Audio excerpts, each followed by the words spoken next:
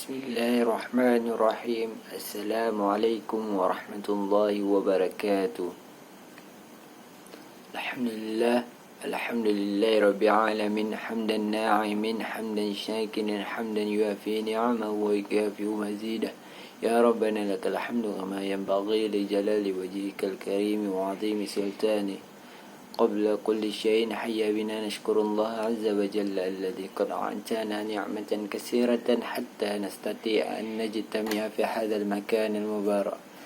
صلاة وسلاما على حبيبنا مصطفى محمد صلى الله عليه وسلم الذي قد أحمل الناس من الظلمات إلى النور أو إلى صراط مستقيم. طيب. Ungkapan puja dan puji syukur kehadiran Allah Subhanahu wa taala yang mana telah memberi kita helaan nafas yang kita hirup. Karena berkat rahmat dan nikmatnya saja kita masih diberikan kesempatan dan kesehatan sehingga kita masih bisa mudah menghirup setiap udara yang berhembus di muka bumi ini. Tak lupa juga serta salawat serta salam mari kita panjatkan kepada Nabi kita Muhammad sallallahu alaihi wasallam yang telah membebaskan kita dari zaman jahiliyah ke zaman yang penuh dengan keselamatan, yaitu cahaya Islam. Baik, di sini saya ingin berceramah singkat tentang judul menjaga keimanan dan ketakwaan. Sebelum itu perlu kita ketahui bahwasanya iman itu artinya percaya dalam hati, diucapkan dengan lisan dan dibuktikan dengan perbuatan. Sedangkan takwa adalah melaksanakan segala perintah Allah dan menjauhi segala larangan Allah. Sebagai makhluk hidup, khususnya manusia, kita harus tahu apa tujuan hidup kita. Tujuan hidup kita adalah kebahagiaan dunia dan akhirat. Kebahagiaan adalah tujuan semua orang, baik bahagia dunia maupun akhirat. Untuk itu kita harus mencari jalan kehidupan untuk mencapai kebahagiaan dunia dan akhirat dengan diawali dari keimanan dan ketakwaan kita kepada Allah Subhanahu wa taala. Namun untuk melaksanakan iman dan takwa itu tidak semudah yang kita ucapkan. Kita harus melaksanakan dengan ikhlas. Marilah kita berusaha untuk menjalankan keimanan kita dan ketakwaan kita tersebut dalam kehidupan sehari-hari dengan penuh rasa ikhlas. Dengan keimanan dan ketakwaan kita mencapai kebahagiaan yang hakiki baik dunia maupun akhirat. Bagi umat Islam, keimanan dan ketakwaan merupakan salah satu kenikmatan yang luar biasa yang tak bisa digantikan dengan nikmat lainnya. Dengan adanya keimanan dan ketakwaan itulah maka kita berarti diberikan semacam petunjuk untuk menjadi orang yang beriman dan memeluk sebuah agama yang satu-satunya diridhoi oleh Allah Subhanahu wa taala, yaitu agama Islam.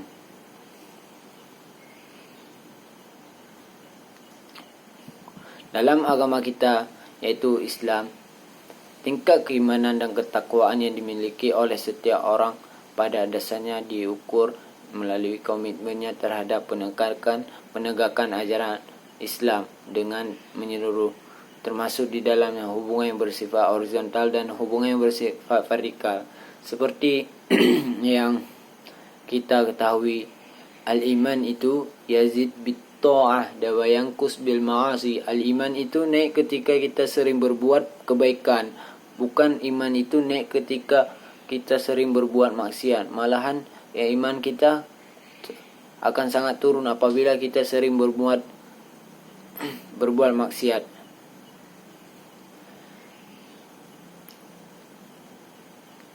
Memelihara keimanan dan ketakwaan merupakan sebuah keharusan yang harus dijadikan sebagai salah satu komponen yang paling penting dan paling pokok.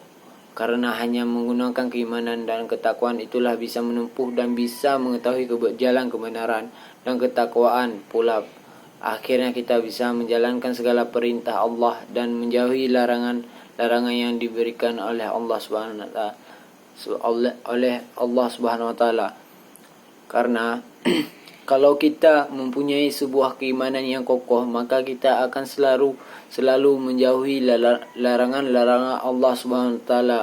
Karena Iman itu yakin terhadap apa perintah Allah itu semua akan benar dan tidak akan memberatkan bagi manusia-manusianya, yaitu hambanya. Oleh karena itu juga, untuk mencapai kemuliaan, menjaga keimanan kita membutuhkan dua hal. Pertama, i'tisam bihablillah. Hal ini dengan komitmen terhadap Allah dan berusaha merealisasikan dalam semua sisi kehidupan kita, sehingga dengan ini kita selamat dari kesesatan.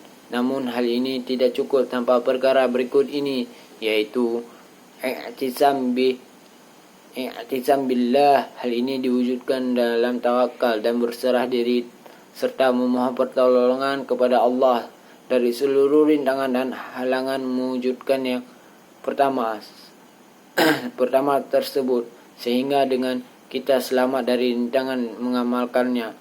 Namun yang namanya keimanan dan ketakwaan adalah bukan suatu yang mutlak, di mana keimanan dan ketakwaan bisa pasang surut, terkadang tinggi namun terkadang pula juga surut, seperti yang saya katakan pada pertama tadi. Sehingga perlu usaha-usaha untuk meningkatkan keimanan dan ketakwaan. Salah satunya cara yaitu memperbanyak membaca Al-Quran dan merenungkannya, merenungkan maknanya. Karena seperti yang kita tahu, Al-Quran merupakan sebuah kitab suci di mana yang akan memberikan kita sebuah penawar dan juga rahmat untuk orang-orang yang beriman.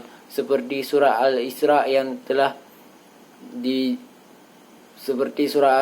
yang berbunyi ayat 82 yang berbunyi, wa nunazzilu minal qur'ani huwa shifaa'u wa rahmatul lil mu'minin wa la yazidud dhalimina illa khasara. Maka ayat Al-Quran ini adalah sebuah penawar bagi kita apabila kita mendapatkan kesusahan, hati yang susah, hati yang tidak senang, lagi sedih maupun keadaan apapun, maka memperbanyaklah membaca Al-Quran, karena Al-Quran ini akan datang sebagai penawar hati kita.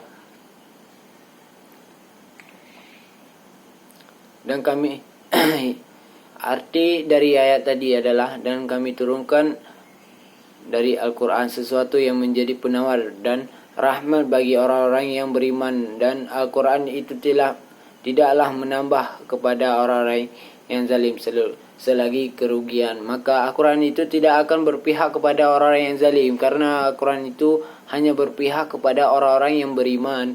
Maka yang berpihak kepada orang zalim yaitu adalah kerugian. Mungkin hanya ini yang bisa saya sampaikan. Lebih dan kurang saya mohon maaf karena kesalahan datang dari saya sendiri dan kebenaran datang dari Allah Subhanahu wa taala. Akhiru qalam wa billahi taufiq wal hidayah wassalamu ala mursalin walhamdulillahi rabbil alamin. Al-Fatihah. Assalamualaikum warahmatullahi wabarakatuh.